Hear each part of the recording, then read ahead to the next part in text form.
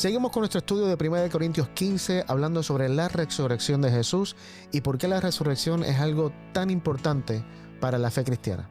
Así que quédate con nosotros para seguir este análisis en esta edición de Estudiemos Juntos.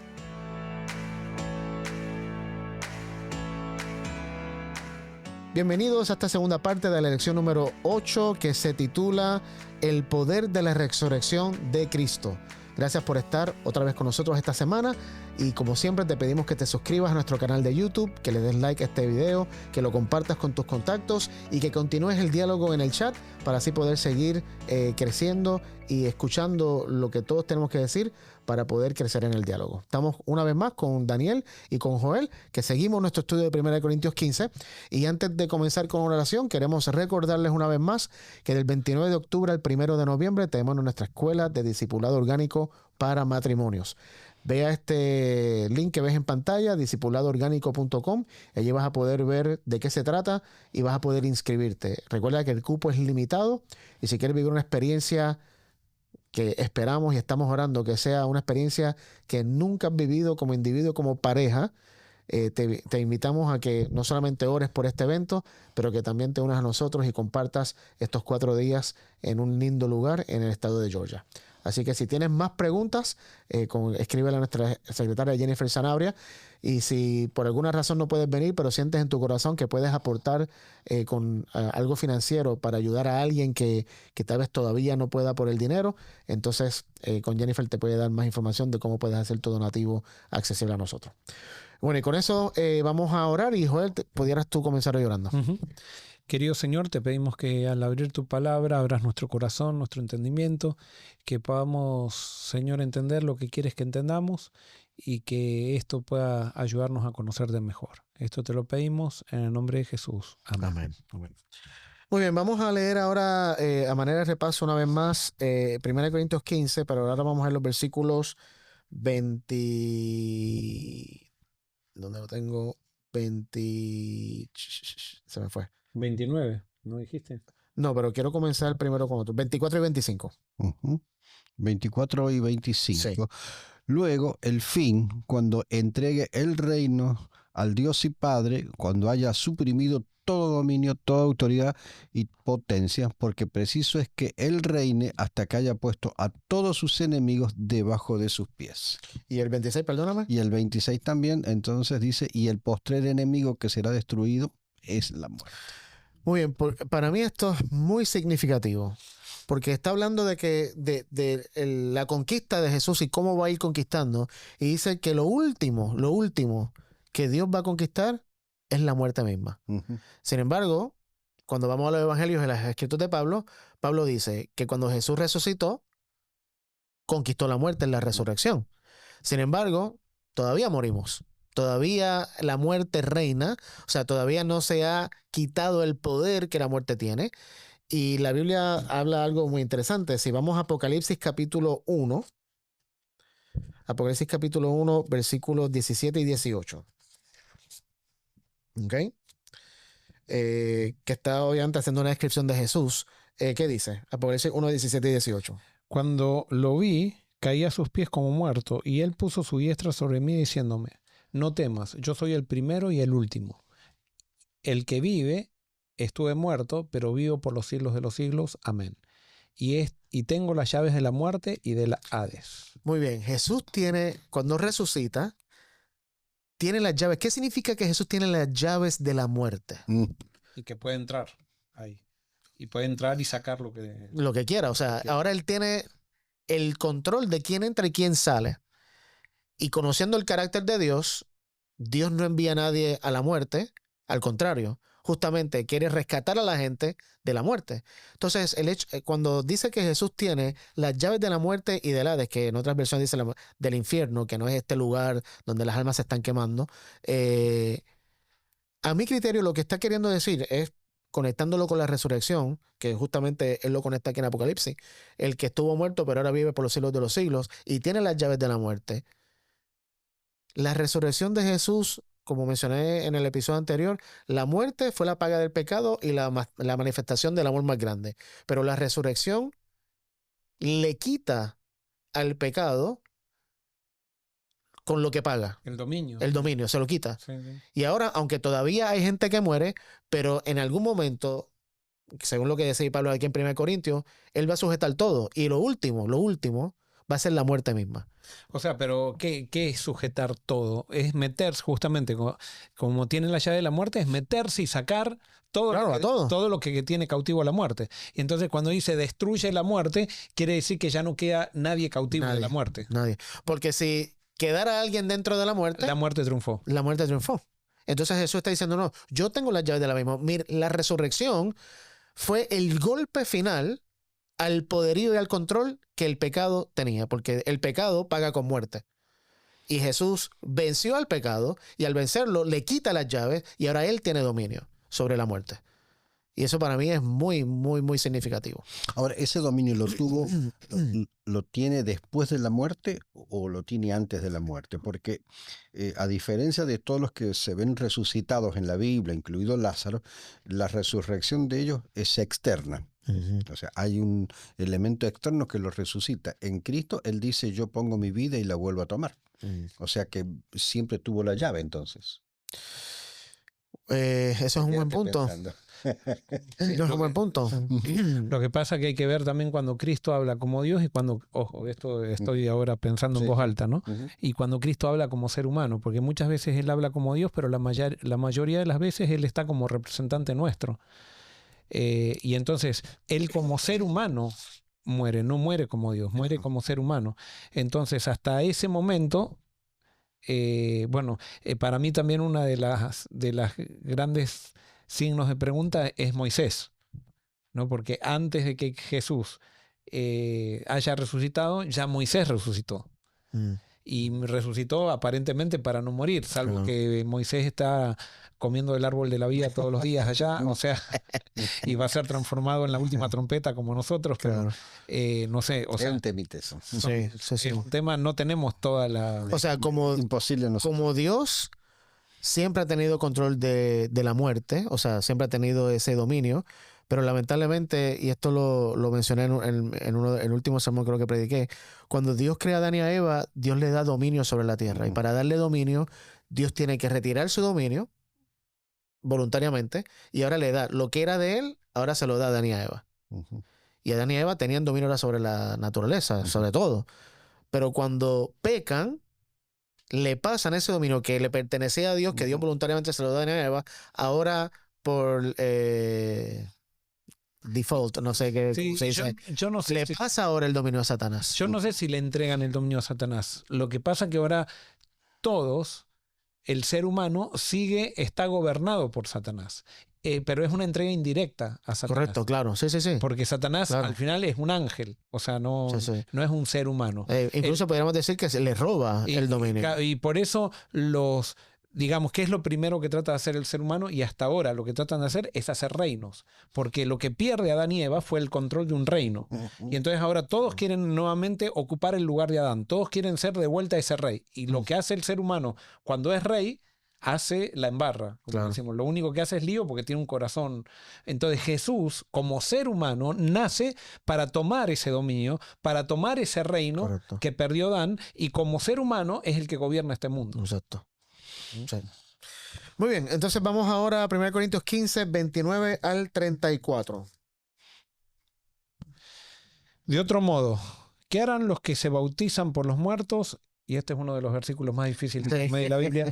De otro modo, ¿qué harán los que se bautizan por los muertos si de ninguna manera los muertos resucitan? ¿Por qué pues se bautizan por los muertos? ¿Y por qué nosotros nos exponemos a peligros a toda hora? Os aseguro, hermanos, por la gloria que de vosotros tengo en nuestro Señor Jesucristo, que cada día muero. Si somos hombres, si como hombres batallé en Éfeso como fieras, ¿de qué me sirve? Si los muertos no resucitan, comamos y bebamos, porque mañana moriremos. Hasta el 39. No os engañéis, las malas conversaciones corrompen las buenas costumbres. Velad debidamente y no pequéis, porque algunos no conocen a Dios. Para vergüenza vuestra lo digo. Muy bien, hasta ahí. Hasta el 33. Perdón, hasta el 33, sí. Entonces, vamos a analizar esto del bautismo de los muertos. Wow. Pablo hace una pregunta En otras palabras, está mostrando que la resurrección sí existe, pero entonces le hace una pregunta. ¿Qué harán los que se bautizan por los muertos? Si no hay resurrección de los muertos, ¿por qué entonces se bautizan por ellos? Y estuve haciendo un estudio y encontré las dos principales interpretaciones de qué era a lo que se refería Pablo. Ujú. Una era que en la iglesia de Corintio posiblemente había personas que habían muerto sin haberse sido bautizadas. Y en 1 Corintios 11:30 da a entender, cuando está hablando de la cena del Señor, en el versículo 30 dice, por esta razón hay muchos débiles y enfermos entre ustedes y muchos duermen Ujú. o muchos han muerto. Y entonces habían individuos, según esta interpretación, que se bautizaban vicariamente por las personas para, como de alguna manera, simbólicamente decir, no, me bauticé por Daniel, porque Daniel no se pudo bautizar, pero en mí Daniel está bautizado. Eso es una interpretación. Ujú. Otra, ajá, Que tiene algún asidero bíblico eso, ¿no? ¿cuál? ¿Ah? ¿Cuál? Dios siempre, cuando va a restituir a alguien, pide que la víctima, interceda por la persona. Por ejemplo, cuando pasó con Job, le pidió a Job que interceda por los amigos. Claro. Cuando pasó con Abraham, le pidió que También. interceda por Sodoma y Gomorra. Y así vemos muchos ejemplos en la Biblia donde Dios espera que nosotros intercedamos por los enemigos, por los que están perdidos, por los que... entonces, en esa lógica, Claro, esto podría hace un entrar. poquito, sí. También está el hecho de que entonces ellos creían que lo que abría la puerta de la eternidad era el bautismo. Claro. O sea, Lo era veían la como comprensión algo que de ellos salvación, sin duda. Claro, claro. que tengo que decir que algunas veces yo he escuchado desde el púlpito y me he escuchado desde el púlpito decirle a la gente, mire, hay un bautismo, bautícense ahora, porque uno no sabe lo que puede llegar a pasar Claro, mañana, claro. y extorsionábamos a la gente, Sí, que Dios nos sí. perdone, ¿no? Sí, sí, sí. Diciéndole, no te vayas, hoy es el día del Le bautismo. da hoy es el-". un valor sacramental. Claro, sí, sí, Totalmente. sí, sí, totalmente. Y sin duda estaba, o sea, la iglesia de Corinto, sin duda, como todas las iglesias, viste, está metida Influenciada por el claro, por paganismo. todo, o sea, y por eso Jesús es la verdad y él es la referencia. Bueno, esa era una interpretación. La segunda interpretación es que había, de nuevo, las personas familiares o seres queridos habían muerto y el que quedaba vivo se bautizaba de una manera simbólica diciendo, yo creo que me voy a volver a encontrar con mi ser querido. Y el bautismo era como ese ritual que anticipaba el encuentro con el ser querido. Lo que sí encuentro curioso es que Pablo no está apoyando el bautismo por los muertos. Él está usando lo que la iglesia de Corinto practicaba, que en cierto sentido iba en contra. O sea, lo que ellos pensaban creían. que no había resurrección, pero sí se bautizaban pensando en la resurrección. Ujú. Pero dice, si no hay resurrección, ¿para qué ustedes se bautizan por los Ya, muertos? ya. Si los muertos no van a resucitar. Ujú, Es como que no hace sentido. ujú. Y entonces, en ese contexto, Pablo está usando algo que ellos practicaban, que él no está de acuerdo, para apoyar el argumento que le está diciendo. No sé si me hago, Sí. si me hago entender. Muy bien. Está señalando una incoherencia de una Correcto, práctica. correcto, correcto. Entonces luego menciona Pablo cuando dice, y también en el versículo 30, ¿por qué estamos en peligro a toda hora? O sea, es otro argumento sobre la resurrección. Si no hay resurrección, ¿para qué pasar por penurias? ¿Para qué sacrificarse en esta vida? Claro. Entonces en el versículo 32 dice, si por motivos humanos luché con fieras en Éfeso, ¿de qué me aprovecharía? Y obviamente no está hablando de animales salvajes, Sí. es una metáfora de Una lucha personas, teológica de personal. personas, Ujú. personas que te atacan como fieras. O sea, Ujú. Pablo experimentó persecución de seres humanos que eran peor que leones salvajes. Y dice, si no hay resurrección, ¿de qué vale yo enfrentarme con tantos problemas? Entonces luego dice, si no hay resurrección, comamos y bebamos. Claro. O sea, vamos a ignorar todo, vamos a aprovechar lo más que podamos esta vida, que sin Ujú. duda es una filosofía moderna. Pero No, no estoy de acuerdo con esa filosofía de Pablo tampoco. no, claro. O sea, y de nuevo, no creo que Pablo la está promoviendo o diciendo que él está de acuerdo, sino está haciendo un punto Ujú. con esa creencia Lo que que- permeaba en su época. Lo que Pablo está enseñando también es algo que es interesante porque de alguna manera la vida sin propósito no tiene sentido. Entonces Pablo no concebía. Está bien, por ejemplo, el salmista dice, más vale un día en tus atrios que 1000 fuera de ellos. Pero también yo no creo, por ejemplo, si suponete que no hubiera resurrección, así todo, la vida en el espíritu es mejor que la vida que propone esta de que comamos y bebamos, total mañana moriremos. Claro. En eso, no sé, el argumento me parece que queda flojo de Pablo, porque vale más. Justamente es una vida ordenada que te hace vivir la vida que tenés, aunque te mueras, la vivís plenamente de la otra manera. Sí, pero eso lo decimos porque tenemos tal vez una mentalidad... O sea, no, porque tenemos al Espíritu que nos dice eso. Porque pasamos por la puerta estrecha. Claro. Porque es una vida de renuncia también. Pero, por ejemplo, decirle a un ateo que vivir bajo los principios del reino le va a traer más felicidad, aunque cuando se muera, ahí se queda. Y hay muchos ateos que ellos saben que no hay vida después de la muerte y viven de acuerdo a los principios del reino. Es interesante eso. Y yo conozco. Ok, bueno. Y capaz que eso es la excepción, no la regla. No tienen recompensa. Y sin embargo hacen las cosas bien y hacen el bien al prójimo, y nosotros que se nos quitan la recompensa decimos, no vale más la pena. No, claro. Ahora, el argumento que creo que Pablo está haciendo aquí está hablando del sufrimiento por el evangelio. Sí, yo creo. Si no hay resurrección, no hay misión. Entonces, ¿para qué pasar por todas las penurias si aquí se acaba todo? Claro. No hace sentido. Y desde ese punto de vista, ahí sí concuerdo con Pablo. Es como que si no hay algo más allá que Dios ya prometió, pero es una mentira, ¿para qué incluso creer en Dios? Sí, o quédate tranquilo en tu casa, viví, pero no trates de persuadir a nadie. Ni nada por el estilo. Sin embargo, esta filosofía del evangelio hacía que mueran en el circo romano oponiéndose a la presión que hacía el Estado para que ellos renuncien a Cristo. Totalmente. Y por eso acá yo había escrito, si los corintios tienen razón y los muertos nunca resucitan, el sacrificio de Pablo carece de sentido. O sea, es como que hasta la predicación dice, la predicación mía entonces no vale de nada. Y ese es el argumento que dice cuando dice, entonces, como hoy vemos que mañana moriremos, pero entonces dice, no se dejen engañar, las malas compañías corrompen las buenas costumbres, sean sobrios como conviene y dejen de pecar, porque algunos, en el original dice, tienen ignorancia de Dios. Y dice, y para vergüenza de ustedes lo digo. ¿Por qué Pablo diría, para vergüenza de ustedes digo que algunos de ustedes en la iglesia tienen ignorancia de Dios? Porque justamente el evangelio es conocer la verdad de Dios. Sin embargo, cuando practicamos ciertas cosas, mostramos que ignoramos quién es verdaderamente Dios. Y en el contexto es literalmente rechazar la resurrección de Cristo. Si rechazamos la resurrección de Cristo, no conocemos quién es Dios. Entonces somos ignorantes. Muy bien, seguimos entonces ahora a los versículos, no vamos a leerlos todos, vamos a leer del 35 al 41. Dice, pero dirá alguno, ¿cómo resucitarán los muertos? ¿Con qué cuerpo vendrán?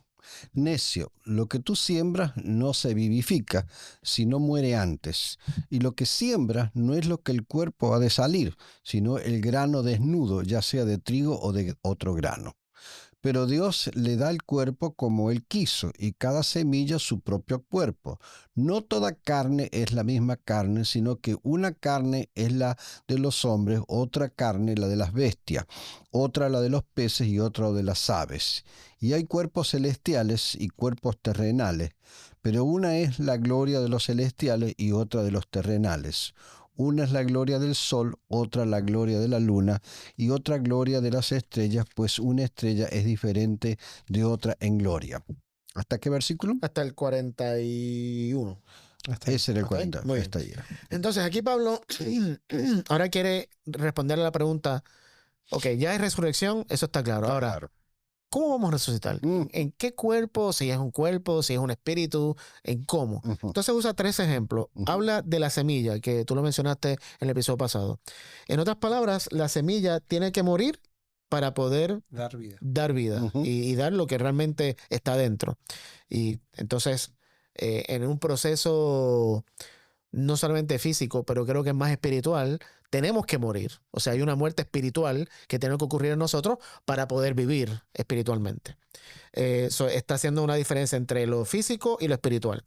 Luego habla del cuerpo humano y el cuerpo animal, que sin duda tenemos los dos cuerpos, pero el cuerpo del ser humano es diferente por el entorno en que vive y el cuerpo del animal es diferente por el entorno. Entonces, lo que está queriendo decir es que cuando resucitemos, esta es mi interpretación, vamos a tener un cuerpo diferente porque nuestro entorno va a ser diferente. No es el de esta tierra en pecado. Y el último ejemplo que da, que me parece muy interesante, habla de cuerpos celestiales y terrenales. ¿Qué son los cuerpos celestiales? ¿Serán angelicales o es otra cosa que nosotros no conocemos? Otra especie, no sé. Pero dice que hay cuerpos celestiales y cuerpos terrenales. Y entonces acá lo que está mencionando es que el cuerpo celestial espiritual es superior al terrenal, según lo que dice. Pero cuando resucitemos, vamos a tener los dos. Vamos a tener un cuerpo celestial y terrenal a la misma vez. Es lo que dice si nos adelantamos. Vamos a leer a los versículos 45 al 49. Así también está escrito. Fue hecho el primer hombre Adán, alma viviente, el postrer Adán, espíritu vivificante. Mas lo espiritual no es primero, sino lo animal, luego lo espiritual. El primer hombre es de la tierra, el terrenal. El segundo hombre es el que el Señor, que es el Señor, es del cielo. ¿Cuál el terrenal? Perdón, se me bajó en la pantalla. ¿Cuál el terrenal? Tales también los terrenales, y cuál el celestial, también los celestiales. Y así como hemos traído la imagen del terrenal, traeremos también la imagen del celestial. Muy bien, ahí está confirmando que vamos a tener la imagen terrenal. Yo interpreto eso que es esto físico, o sea, la carne y hueso y sangre, pero también vamos a tener una imagen celestial. ¿Qué será esa imagen celestial? Les pregunto, no sé qué piensan. Yo creo que es como resucitó Jesús. A Jesús no lo reconocían los discípulos. Lo reconocían cuando hablaba. Jesús también estaba en una dimensión que cuando resucitó que no estaba antes. Por ejemplo, él entraba a través de la puerta sin que la puerta se abra. Entonces, desaparecía y aparecía. Si Jesús nos representa a nosotros como nuestra raza, Él resucitó como nosotros vamos a resucitar. O sea, es todo un misterio, ¿no? Porque tú dices, bueno, si vamos a tener un cuerpo terrenal y uno celestial también, es algo que nosotros no podemos llegar a entender, porque el cuerpo terrenal solamente quedaría durante la eternidad circunscripto a este planeta, porque no podríamos viajar claro, a través del espacio en carne y hueso. O sea, estamos hablando de una cosa que nosotros no entendemos, ¿no? La estrella más cercana aquí es Alfa Centauro, está a 30 y pico millones de años luz acá. No hay forma de que un cuerpo pueda viajar o sea, quiere decir que ahí hay cosas que a mí, por ejemplo, que a mí me gustan mucho, te vuela la cabeza, ¿no? Sí. O sea, lo único que me queda creer es que de alguna manera el que lo maneja todo, ¿viste? Nos va a dar la posibilidad de con esto viajar por la eternidad, no sé, y vivir por la eternidad. Es totalmente incomprensible. Sí. Y por eso ahora lo vamos a analizar cuando Pablo habla y termina hablando de la resurrección, pero me gusta mucho lo que acabas de decir porque, como Pablo está explicando, en esta tierra nuestro cuerpo está diseñado para esta tierra. Claro. Pero para la que viene no está diseñada, en el sentido de que el pecado rompió eso que tenía Adán y Eva. Entonces, en la resurrección, y como Pablo dice aquí, en la resurrección no necesariamente porque murimos, ¿eso está bien dicho? Sí, morimos. No porque murimos, sino en un sentido espiritual. O sea, este cuerpo tiene que ser transformado para poder vivir en el entorno que Dios está preparando para nosotros. Y ahí, para mí eso incluye eso. O sea, este cuerpo físico tiene que estar cubierto de algo, tiene que estar preparado para que como Jesús podamos aparecer, desaparecer, cruzar paredes. O sea, es cruzar la dimensión física y entrar a la dimensión espiritual. Maravilloso.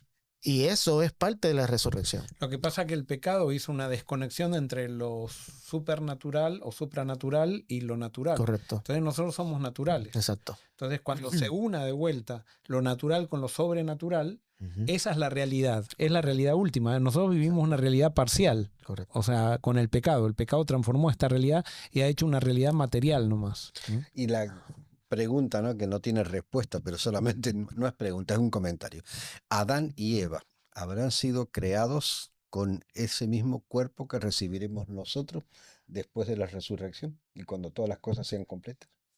Y Habrán, aparentemente Yo creo que sí. habrán tenido Adán y Sí. Eva un cuerpo suficiente para decir, bueno, viajar y Sí. visitar otras partes del Sí. universo creado por el Señor. A mi criterio sí, porque si no, entonces estarían presos del planeta Tierra. Exactamente. aparte el planeta Tierra, yo siempre lo veo como un estuche. O sea, cuando Adán y Eva estaban, Ujú. era perfecto. Cuando Adán y Eva pecan, cambian a Adán y Eva, y por eso cambia el estuche Claro. que tienen Adán y Eva, cambia la forma, o sea, Ujú. por eso salen espinas, o sea, porque la tierra tiene una empatía con el ser que la domina y se adapta a, por ejemplo, y eso es otra cosa que está en la Biblia, que da a entender la Biblia, en la medida que nosotros nos vamos haciendo más malos, más mala se va haciendo Sí, la tierra también. claro. Totalmente. Y viceversa. Y viceversa. Ajá. Claro, sí. Entonces se va adaptando a quienes a quienes la dominamos. Dios nos la entregó, como vos decís, nos entregó el dominio de la tierra y hay una empatía entre la tierra y nosotros. Ahora, lo que sí me está interesante es que, aunque la realidad nuestra ahora es el mundo físico, paralelo a nuestra realidad hay un mundo espiritual que no vemos. O sea, está ahora pasando. Bueno, Simplemente que no lo vemos claro. por el pecado. Y por eso también en el Antiguo Testamento, como no entendíamos el mundo espiritual, Dios de a poco tiene que ir revelando. Correcto. Y nosotros ahora tenemos una dimensión abstracta del mundo Claro. espiritual, pero lo creemos por fe. Correcto. O sea, pero por eso Dios tenía que usar, por ejemplo, guerras, permitía guerras físicas para que entendamos que hay una guerra espiritual. Pero la guerra física no es lo mismo que la guerra Correcto. espiritual. Pero si no tenemos una referencia de guerra física, no podemos entender lo que es guerra espiritual. Y así con cada cosa, con cada elemento, Dios va quitando. O sea, nos va Claro. metiendo dentro de un mundo que para nosotros es raro, para nosotros es diferente, que tenemos que ir metiéndolo con la fe, y en la medida que vamos teniendo fe en ese mundo, vemos que es una realidad que de otra manera, cuando estamos materializados, no la reconocemos. Claro, totalmente.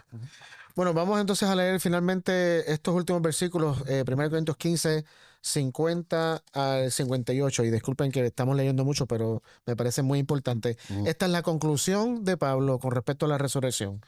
¿Quién lo quiere leer? Dice, pero os digo, hermanos, que la carne y la sangre no pueden heredar el reino de Dios, ni la corrupción hereda la incorrupción. He aquí os digo un misterio. No todos dormiremos, pero todos seremos transformados. En un momento, en un abrir y cerrar de ojos, a la final trompeta, porque se tocará la trompeta y los muertos serán resucitados incorruptibles y nosotros seremos transformados. Porque es necesario que esto corruptible se vista de incorrupción y esto mortal se vista de inmortalidad. Y cuando esto corruptible se haya vestido de incorrupción y esto mortal se haya vestido de inmortalidad, entonces se cumplirá la palabra que está escrita: sorbida es la muerte en victoria. ¿Dónde está, oh muerte, tu aguijón? ¿Dónde, oh sepulcro, tu victoria? Ya que el aguijón de la muerte es el pecado y el poder del pecado la ley, mas gracias sean dadas a Dios que nos da la victoria por medio de nuestro Señor Jesucristo. Así que, hermanos míos, estad firmes y constantes, creciendo en la obra del Señor siempre, sabiendo que vuestro trabajo en el Señor no es en vano.